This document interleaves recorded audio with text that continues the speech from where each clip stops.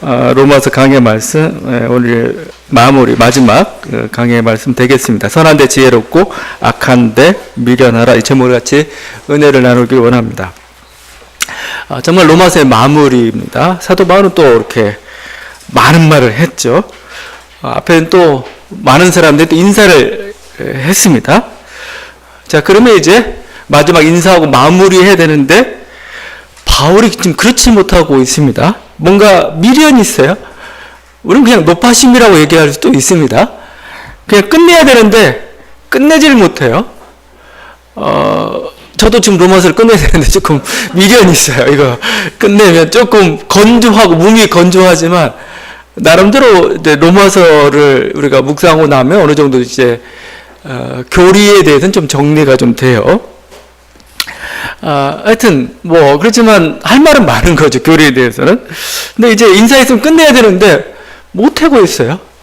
옛날 그 뭐 부흥회 같은데 하다 보면은 부흥사가 자 끝으로 자 결론적으로 해놓고 또 한 20-30분을 더 해요. 마치 그것처럼 지금 바울은 새 이야기를 지금 하고 있습니다. 거기 17절에서 20절입니다. 여러분은 그걸 읽으면서 느끼셨는지 모르겠는데 다 인사 끝났어요. 끝내야 되는데 갑자기 격한 말이 나오고 있습니다. 거기 교훈을 거슬러 분쟁하는 자들을 잘 살피고 그들로부터 떠나라 이렇게 하죠. 그들은 자기 배만 섬기고 교활하고 아첨하는 말로 미혹하는 자들이다. 나는 너희 순종이 너무 기쁘다. 선한 자는 지혜롭고 악한 자는 미련해라. 주님의 사탄은 너희 발 아래 속히 무릎 꿇게 할 것이다. 이 말투가 굉장히 거칩니다. 거칠고 좀 격정적입니다. 그게 여러분이 그 바울 서신들 좀 읽다 보면 비교해 보면서 읽다 보면 로마서가 얼마나 온화하고 온유한지 몰라요. 그냥 뭐 로마서가 아주 막 그 율법과 싸우기 때문에 굉장히 거칠 거라고 생각하는데 갈라디아서하고 로마서를 여러분이 같이 비교해 보면서 읽어보면은 갈라디아는 정말 거칩니다. 막 거짓 복음 아예 그냥 할례자들에 대해서 그냥 너희는 그냥 그 잘라버리라까지 할 정도까지 이렇게 거친 말투들을 이렇게 쓰고 있고 다른 복음이라까지 이렇게 쓰고 있습니다. 로마서는 온건하죠. 그냥 이방인과 유대인. 첫째는 유대인에게요. 다음은 이방인으로. 그 막 로마 교회에 어떤 분명히 이렇게 로마 교회 흔드는 세력이 있습니다. 근데 그 흔드는 세력에 대해서도 그냥 강한 자, 약한 자 이렇게 얘기해요. 너희 강한 자가 약한 자를 품어라. 약한 자에 대해서 아니다라고 얘기하고 싶은데 그렇지 않습니다. 그냥 약한 자 이렇게 얘기했을 뿐입니다. 근데 여기는 막 그들은 배만 아주 교활하고 아첨하고 자기 배를 위하는 자들 그들을 아예 그냥 떠나버려 이렇게 아주 과격하게 지금 얘기하고 있죠. 그리고 어떤 분은 이쪽을 주석하면서 전적으로 갑자기 불타오른 충동 이렇게 얘기했어요.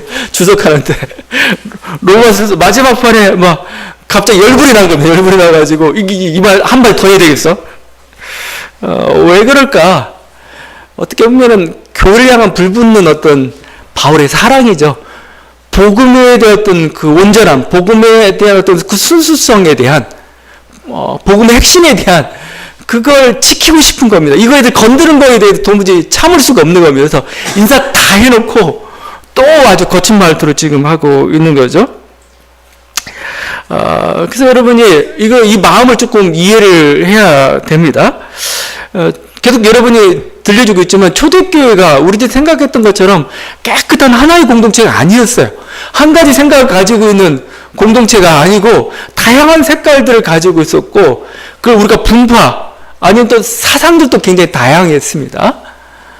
그래서 우리가 고린도 교회도 그냥 그런 식으로 얘기하죠. 베드로파, 바울파, 그 다음에 아볼로파, 심지어 그리스도파, 이렇게까지 얘기했습니다. 이게 그냥 단순히 어떤 수사적인 거냐? 실제 그랬어요. 지금 고린도 교회면 제가 생각해도 100명 안 될 것 같아요. 100명 안 되는데 파벌만 4개의 파벌이 다 있습니다. 그만큼, 그러니까 아주 다양한 사람들이 스쳐가면서 복음을 전해가면서 하나로 통일이 되어 있지 않는 그게 초대교회의 그 모습인데 그래서 바울은 어떻게 보면은 자기가 깨달은 복음, 자기가 깨달은 그리스도는 그게 아닌데 자꾸 이걸 변질시키고 있는 거예요. 그걸 견딜 수가 없는 겁니다. 견딜 수가 없으니까 뭐예요? 전면에 나와서 과감히 싸웠고 기준을 세우려는 거죠. 기준을. 우리 뭐 우주 공간 같은 데도 여러분 알겠지만 우주 공간 같은 데 아주 무한히 넓기 때문에 처음에는 차이가 조금 나더라도 못 느껴요. 아이 그냥 형제니까 이렇게 봐줍니다. 근데 이게 무한대로 가다 보면 나중에 엄청난 차이가 나게 돼. 그냥 그 0. 몇몇 1mm의 차이일지라도 나중에 가면 엄청난 차이를 가져오는 거죠. 지금 어떻게 보면 그 시점입니다. 그 시점. 그 시점에 의해서 바울은 아주 가혹할 정도로 뭐요. 그냥 자기가 전한 복음 외의 것은 다른 복음을 얘기하면서 복음을 하나 이렇게 정리를 하고 있는 거죠. 지금 이 장면이 오늘 모습 속에서 그 마지막에 그래서 지금 아주 높아심에서 그냥 다시 한번 지금 경고를 하고 있는 겁니다. 아주 이번에는 강하게. 사실 여러분이 그 바울 서신서 보게 되면은 이 강하게 말하는 게 많거든요. 근데 로마서는 사실 점잖게 얘기했어요. 왜냐면 자기가 안 가본 곳이 처음 가보는 그곳이잖아요. 그럴 뿐만 아니라 바울 자신에 대한 여러 가지 오해들도 있어요. 편견들도 있고 하니까 그거 조금 무마시키려고 아주 부드럽게 얘기했는데 결국 마지막에는 성질이 폭발한 겁니다. 이게 그러니까 그 성질이 어디 가느냐 하는데 정말 그래 그냥 아주 격정적으로 아주 거짓 교사처럼 이렇게 막 얘기하면서 아니다라고 얘기하죠. 로마서는 그래서 불붙는 논리라고도 이렇게 얘기할 수가 있습니다. 자, 이게 격정적으로 얘기하는데 핵심은 어디가 있느냐? 두 마디가 있죠. 그 앞에 잘 살펴보라 이겁니다. 잘 살펴보고 아니면 떠나라 이겁니다. 지금 이거 잘해라 이거예요. 그렇지 않고 그냥 어영부영 거기에 같이 있고 뭐 그게 그거라냐 하면서 있다 보면은 안 된다 이겁니다.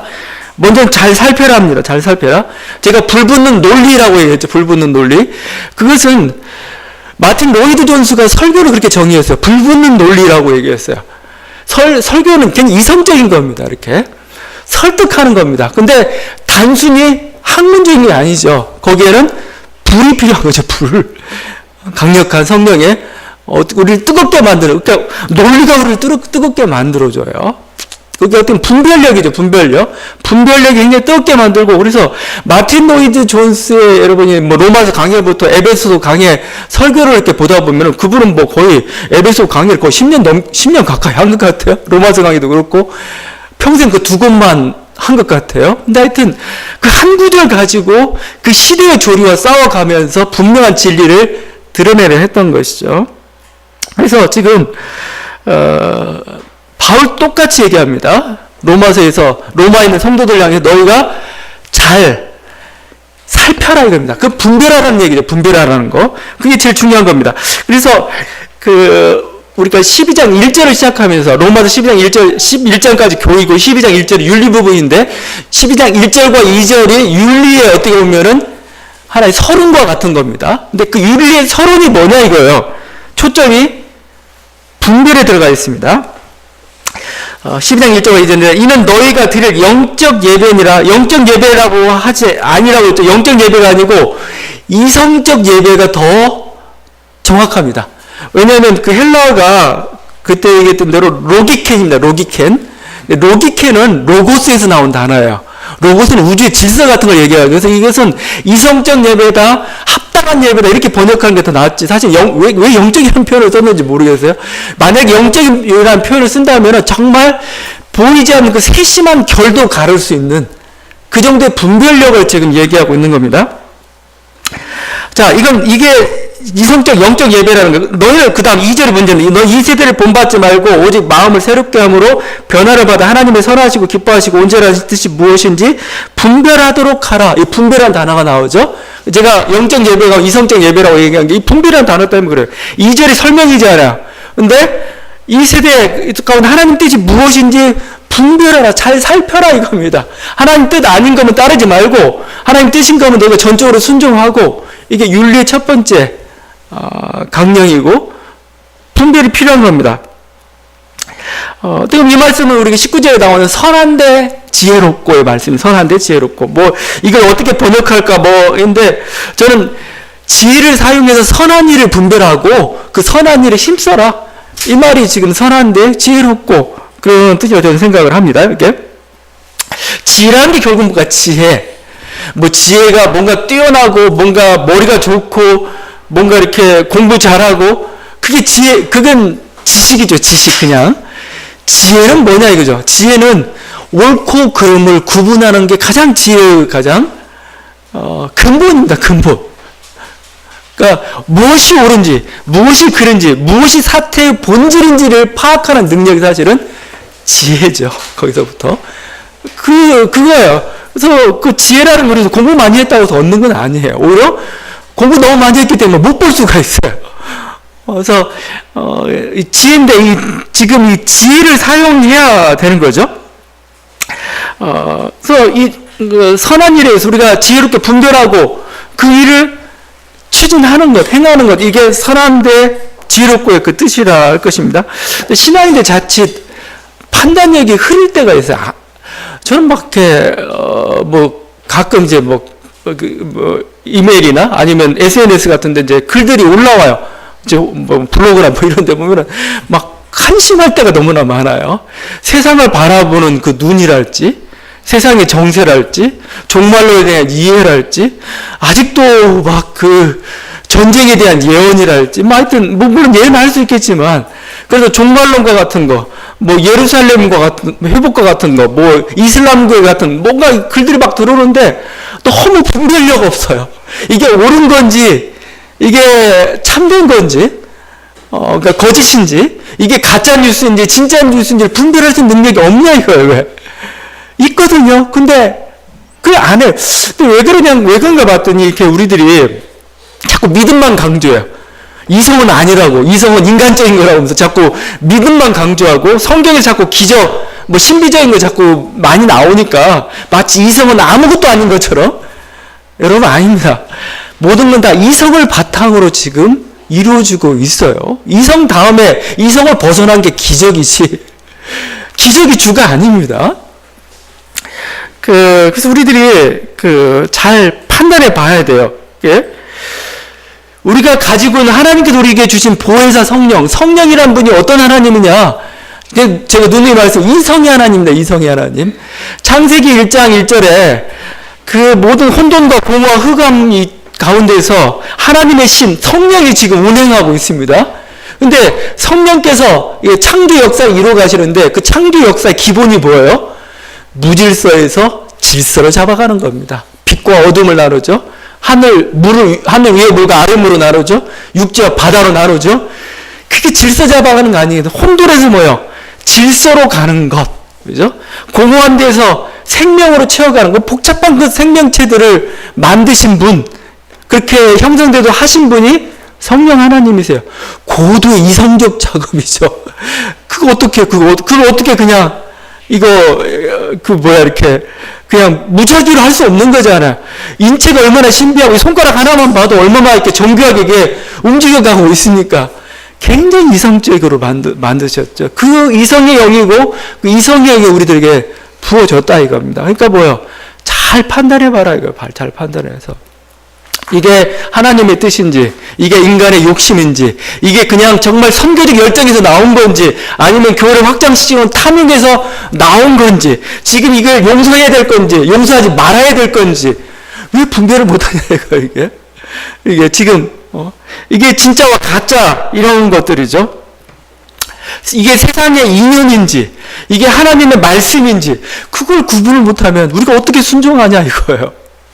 지금 그래서 이 분별이라는 것을 잘 활용을 해야 됩니다. 그래서 성경 같은 것도 저는 이렇게 읽을 때 물론 우리가 영적인 어떤 그런 것을 읽을 수가 있습니다. 묵상할 때는 좀 그게 좀 필요하겠죠. 그렇지만 성경 연구나 가장 기본적인 것을 가지고 기본적인 것은 이성적으로 읽어야 됩니다. 성경도. 성경 이성적으로 읽는다는 게 뭡니까? 저는 그래서 그렇게 얘기해요. 국어책 읽듯이 읽어라. 국어책 그냥. 여러분 국어책 어떻게 읽었어요? 문단 나누잖아요. 문단 딱 나누고 이거 딱 핵심 주제는 뭐죠? 이건 비유다. 그다음에 뭐죠? 이건 무엇을 가리킨다. 아주 기본이잖아요. 성경도 좀 그렇게 읽으면은 정확히 뜻을 알 수가 있어요. 근데 왜 성경만 보면 갑자기 막 하늘나라로 갑자기 붕 뜨는지 일단 그러다 보니까 자꾸 2단, 3단이 나오고, 신천지가 그거 가지고 유혹을 해요. 그 비유풀이 같은 거 제가 보다 보니까 너무 웃겨요. 웃긴데도 불구하고 넘어가요. 왜 그럴까? 그 성경 읽는 능력에서 그냥 너무 신비적으로 그것을 이렇게 읽어버려요. 가장 기본적인 것은 국어책도 읽는 겁니다. 그래야 여러분이 정말 국어사전 찾아가면서 성경사전 찾아가면서 무슨 뜻인가 이렇게 하면서 읽다 보면은 흔들리지 않아요. 예수 그리스도에 대해서, 구원에 대해서, 하나님에 대해서, 진리에 대해서. 근데 그렇지 않고 분별하지 못한다는 거죠.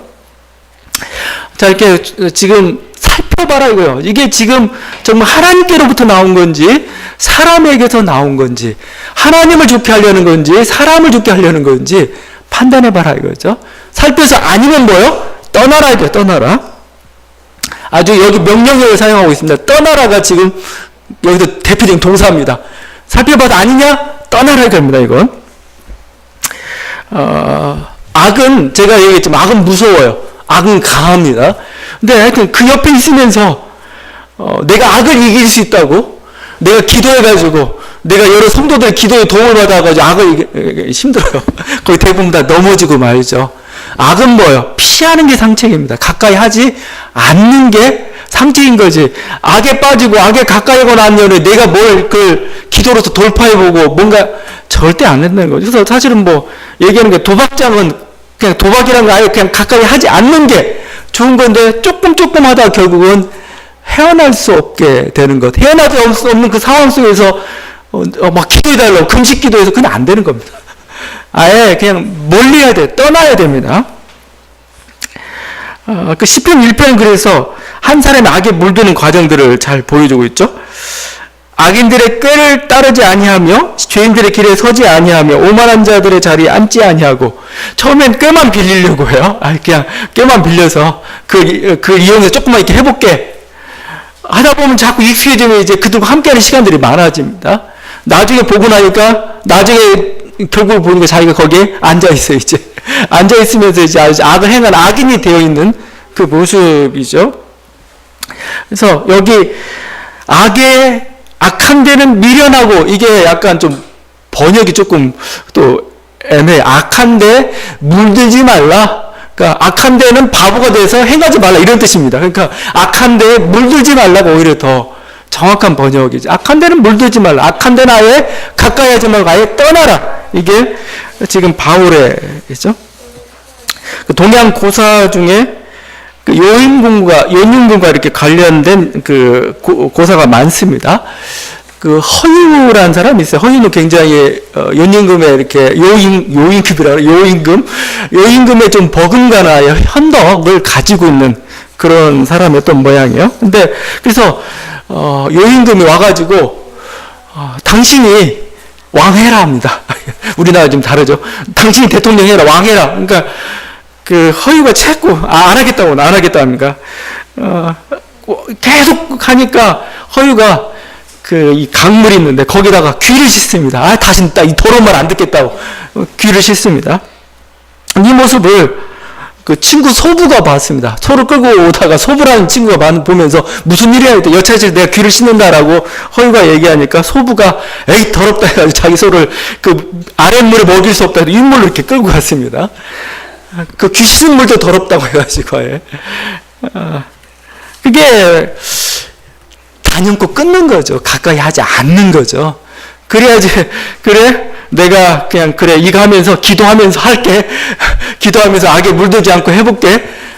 다 물들게 되어 있죠. 먹을 가까이 하게 되면 언젠가는 묻게 되어 있는 거죠. 차라리 처음부터 끊는 게 낫죠. 가까이 하지 않는 게. 내가 어느 정도 손해가 있을지라도 아예 단호하게 그런 태도가 떠나라 하는 겁니다.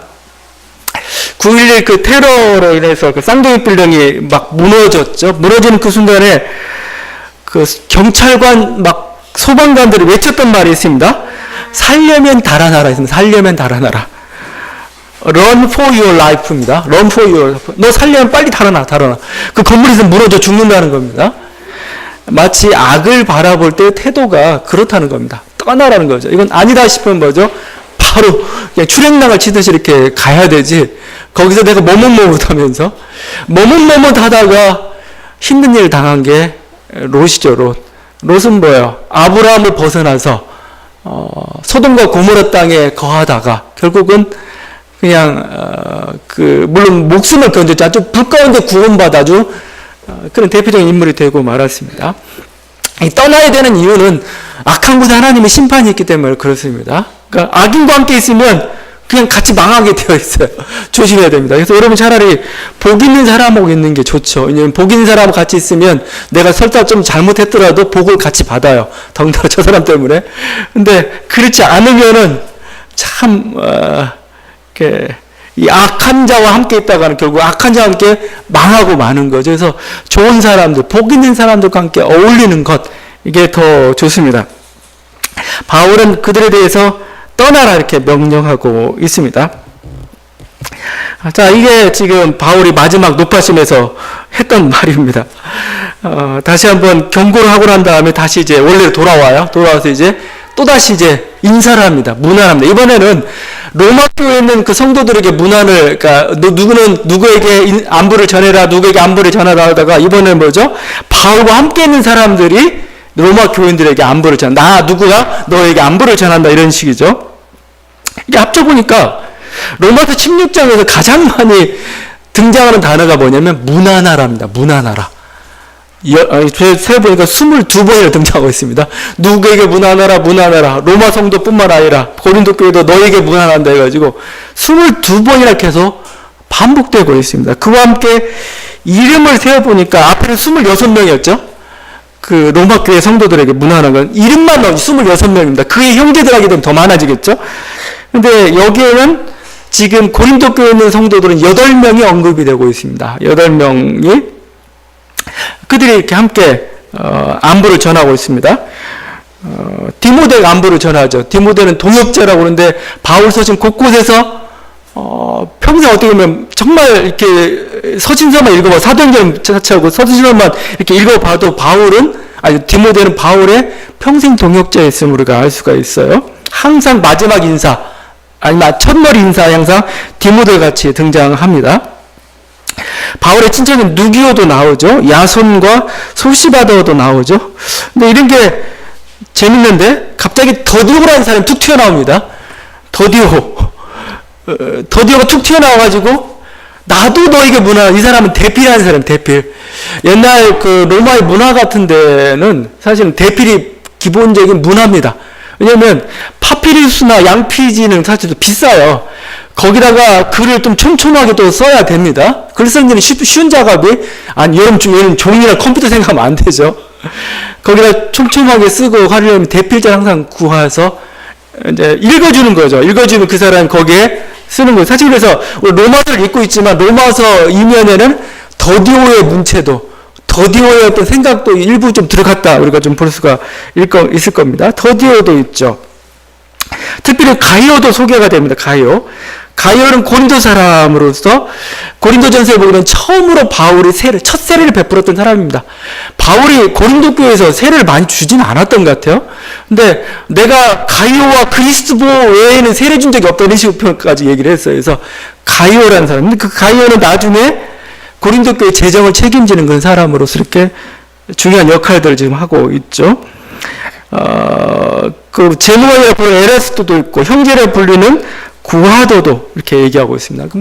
이름만 34명입니다. 마치 그 시상식에서 수상자, 연기자들이 아무개 PD님께, 아무개 작가님께, 아무개 보다가 짜증이 나죠. 저건 맨날. 근데 갑자기 뒤집어보면 여러분의 이름이 거기서 불렸다면 갑자기 신나죠. 안 불러주면 왜 내 이름 안 불러? 이럴 겁니다. 옛날 교회 같은 데서 요람할 때, 요람이라고 교회 주소록 같은 거 있으면, 큰 교회에서 요람 만드는 작업이 엄청난 힘든 작업이에요. 왜냐면, 잘 만들어야 됩니다. 잘못 만들어가지고, 이름 한자 틀리면 전화하고 해요. 불평이 이렇게 쏟아집니다. 왜냐면, 요람의 대형교회 같은 수천 명의 이름이 있을지라도, 요람 딱 주면 자기 이름만 먼저 살펴요. 내 이름 잘 나왔나, 이렇게 하는데, 이름이라는 게 사실은 더 중요하죠. 그래서, 바울의 특징 중에 하나가 이름을 언급하는 겁니다. 계속 자기가 관계된 사람들, 또 글을 쓰는 사람들, 아무개에게 문안을, 아무개가 문안한다. 그래가지고 이게 어떻게 보면 바울의 정이라고 저는 생각해요. 바울의 하나의 사랑이라고도 좀 볼 수가 있습니다. 예전에 이름이라는 것은 굉장한 거죠. 이건 하나의 그 존재입니다. 그 존재 자체를 대신하고 있는 그 이름이라는 거죠. 우리가 보통 사당이 신주를 모시죠. 신주. 그 신주라는 거 별거 아니에요. 그냥 그 명패 같은 데다가 이 사람 이름 써놓은 겁니다. 사람 이름. 그게 신주입니다. 뭐 마치 그걸 정말 그 아주 그냥 엄청나게 귀하게 여기고, 여러분 종로의 그 큰 건물에 엄청나게 큰 뭐 100m가 넘어가는 그 길이의 건물이지만 그 안에 있는 거 덜렁 이런 명패밖에 없어요. 이름이 적혀진. 그만큼 제가 얘기하고 싶은 것은 이름이 소중하다는 겁니다. 그 이름을 불러준다는 것, 그것은 그게 곧 사랑인 거죠. 단순한 호칭에 이상의 의미가 있는 거고, 어떻게 보면 우리가 성도의 교제라고 하죠. 성도의 교제는 뭐예요? 여러 가지 얘기했지만 이름을 부르는 겁니다. 이름을 부르는 순간 그냥 그 어떤 그 낱말만 이렇게 반복하는 거 아니잖아요. 단어만 그냥 입에서 나가는 게 아니잖아요. 그 사람의 존재가 바로 내 안에 들어옵니다. 이름을 부르는 순간 그 사람과 같이 사실은 또 연결이 되는 거죠. 그래서 기도가 이름만 불러도 기도돼요. 기도. 우리가 기도할 때 아무개 집사, 아무개 하는데 뭐 그냥 여러 가지 생각은 안 날 수는 있습니다. 구체적인 기도 제목이 생각이 안 날 수도 있는데 그 이름을 부르는 것만으로 뭐예요? 기도입니다. 그건 그냥 그 존재에 대한 사랑을 고백하는 거고, 함께 있음에 대해 감사하는 거고, 또 그 영혼이 잘 되기를 바라는 거고, 그 영혼에게 하나님께서 그 모든 좋은 것을 주기를 원하는 그 모든 것들이 사실은 담겨져 있는 게 이름이죠. 이름을 부를 때의 마음이죠. 지금 34명의 이름들을 부르면서 이들은 어떻게 보면은 한 공동체가 되고 하나로 연결되어 가고 있는 게 지금 이 로마서 16장의 모습입니다. 오늘 이름을 부르다 보니까 우리가 어제 그 DMZ 그 이론에서 인간띠 있기 운동에 참여를 했죠. 그 휴전선 155마일. 근데 이렇게 뭐 그 휴전선 따라서 갈 수는 없고 그냥 이게 어다 보면 한 500km 정도 된다고 해요. 500km에 1m씩 하면 한 50만 명 해가지고 이렇게 서로 손을 맞잡고 하는 그런 어떤 인간대 행사를 벌였습니다. 50만 명 안 됐던 것 같아요. 구대가 좀 끊어지고 하여튼 뭐 한 2, 30만 정도 되는 정도가 이렇게 참여한 것 같은데, 하여튼 저는 이게 뭘까? 손을 그 맞잡는다는 게 연결이라고 합니다. 연결, 정말. 그냥 그 이름을 부르는 것처럼 뭐죠? 손을 맞잡았다는 저들이 하나의 우리가 초연결성이라고 해야 되는, 마치 그 네트워크에 모든 게 접속해가지고 막 저 땅끝까지 가듯이 우리가 손을 맞잡으면서 서로가 하나가 되고 한 마음이 되어가는 것. 그래서 정말 우리는 갈라서서는 하나님을 보여주는 것이기도 하면서 또 그 손을 맞잡으면서 간절함을 전하는 거잖아. 이제 끊어진 것들 다 이어라 이거죠. 끊어진 것들 다 잊고 우리는 한 동포임, 한 형제임을, 한 운명 공동체임을 서로 고백하면서 나아가는, 우리가 같이 뭐 평화통일 만세를 부르면서 나아갔던 거죠. 근데 참 놀라웠던 것은, 여러분 간 사람만 봤어요. 우리 임진각에 하늘에 오니까 하늘에 해무리가 떴어요. 해무리 잘 안 보이죠. 여러분 무지개는 많이 가끔 보이지만 해무리는 평생 몇 번 볼까 말까요. 태양 주변에 이렇게 무지개처럼 이렇게 원을 그리고 있는, 제가 한번 해무리가 만나고 조사해 보니까 그런 게 있대요. 저기 고도 상층권에서 얼음 조각들에 의해서 이렇게 해무리가 그려질 때가 있다라고 해요. 그래서 제가 해무리 평생 한 2번 봤는데 어제 봤어요. 어제 봤는데 해무리가 원을 그리고 있잖아요. 서로 이렇게 이어진 그 모습을 보면서 갑자기 깨웠어요. 왜냐면 그냥 이건 퍼포먼스야, 그러니까 이건 행사야, 우리 외침을 전하는 것이야 라고 단순히 생각했는데 마치 하늘이 호응하는 듯한 느낌이 들었거든요. 갑자기 정신이 번쩍 들어가지고, 물론 어떤 자연적인 현상일 수는 있겠지만 그게 그때 일어났다면 뭐예요? 우리들에게는 또 어떤 새로운 느낌들을, 새로운 생각들을 갖게 해주죠. 또 한편에서는 우리 하나님께서 우리들이 가져온 간절한 염원을 지금 듣고 계시구나 이거죠. 평화를 위한. 그 임진각이라는 그 장소가 사실 그렇게 한 맺힌 장소잖아요, 사실은요. 그 속에서 갈라져가지고 힘들었던 그 사람들의 어떤 그 한 맺힌 어떤 그 소리들이 마치 들리는 듯한, 그래서 그것을 우리들이 간구하고 또 하나님께서 그것을 들으실 것을 이렇게 어떤 확신을 주는 어떤 그런 모습이었다, 저는 이렇게 생각을 합니다. 여러분, 그래서 우리들이 기도했던 것, 그게 작은 시간, 또 변두리에서 철책선 따라서 아무도 보지 않는 데서, 언론도 주목하지 않는 데서 별로 이렇게 그런 일을 하였지만, 저는 이게 가장 큰 함성이라고 생각을 해요. 하나님께서 우리들의 평화 통일을 향한 그 함성을 들으시고 이렇게 이루어지길 저희가 믿습니다. 이게 바로 연결성이랍니다. 연결성. 그 서로 맞잡으면서 그냥 그 수십만의 사람들이 하나가 돼서 한 마음으로 하나의 소원을 지금 고백하고 있는 거죠. 그렇다면 뭐죠? 그가 가지고 있던 그 간절함들, 그게 가지고 있던 거대함들은 무시할 수가 없죠. 그거에 대해서 반드시 응답이 있을 거라 이렇게 생각을 합니다. 여러분, 우리들의 연결성, 우리들이 사도행전에서 성도의 교제라는 표현을 쓰거든요. 성도의 교제. 성도의 교제라고 할 때 그 성도의 교제라는 것은 단지 우리들이 서로 만나서 이것만 얘기하는 게 아닙니다. 흩어져 있어도 이름을 통해 우리 성도의 교제를 얘기하기도 하고, 성도의 교제의 가장 극치는 이제 카톨릭에서 보여주고 있는데 그건 죽은 자와의 교제입니다. 죽은 자와의. 그게 이제 개신교에도 아직 그 부분을 이렇게 받아들이지 않고 있죠. 성도 간의 교제라고 할 때 죽은 자가 산자를 위해서 기도해주고, 산자가 죽은 자를 위해서 기도해주는, 그 이름을 불러가며 기도해주면 서로 하나가 되어가는 거죠. 서로의 어떤 생명의 공동체를 향해 나아가고 있는 모습도 이렇게 보여주고 있습니다. 이게 바로 어제 또 그리고 지금 바울이 하나 이름을 불어가면서 이루고 있는 그 모습입니다. 마지막으로 이제 그 바울의 복음에 대한 열정이 정말 최후의 불꽃을 바랍니다. 제가 자꾸 얘기하는 게 여기서 끝낼 수도 있었어요. 거기서 그냥 끝낼 수도 거기 보면은 뭐 쭉 하면서 그냥 무난하느니라 쭉 하면서 끝내야 되는데 갑자기 25절 나의 복음과 예수 그리스도 전파하면 또 갑자기 또 딴 얘기가 또 나와요. 제 설교 같습니다. 제 설교도 막 하다가 사실 뒷부분에 너무 중요한 얘기들이 많은데, 너무 무거운 얘기들이 많은데 가볍게 끝내버리고 하는데, 지금 이 바울이 마지막에도 못 끝내고 또 복음에 대해 또 얘기를 해요. 앞에 다 얘기해놓고 결론적으로 또 복음 얘기를 또 하고 있습니다. 최후의 불꽃이라고 얘기하는데, 저는 여기에서 중요한 게 나의 복음이라는 겁니다. 나의 복음. 여러 가지 얘기할 수 있는 나의 복음. 나의 복음은 뭐예요? 아니 이건 복음이 어떻게, 나의 복음이 어디 있어요? 이건 하나님의 복음인 거죠. 근데 나의 복음은 바울의 복음입니다. 바울이 전한 복음입니다. 저는 이게 맞다고 봐요.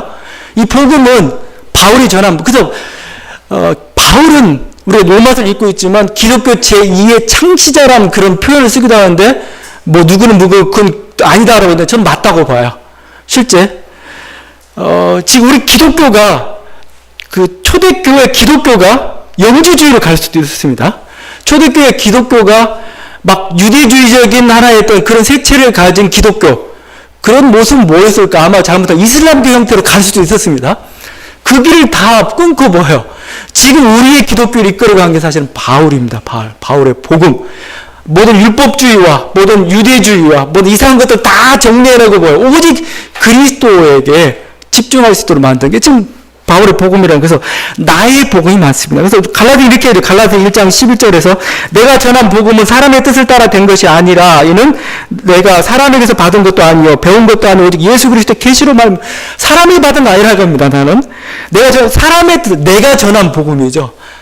바울의 복음은 처음엔 소수인 것처럼 보였습니다. 그러나 거기에 하나님 뜻이 담겨있고 진리였죠. 그 다음에 나중에 주류가 되었습니다. 이제. 그래서 우리 교회라는 것, 중세교회라는 것, 지금 우리 개신교회라는 것 전부 이 바울이 전한 복음의 바탕에서 서 있습니다. 여러분이 지금 바울이 이런 식의 복음을 전하지 않았더라면 정말 기독교는 다른 형태의 모습으로 지금 세상에 존재하고 있을지도 모릅니다. 자, 그런데 지금 나의 복음이라고 했죠. 이 나의 복음이라는 건 결국 인간의 어떤 아무개가 선포한 복음인데, 복음은 뭐요? 그런 형식으로 지금 유지하고 있습니다.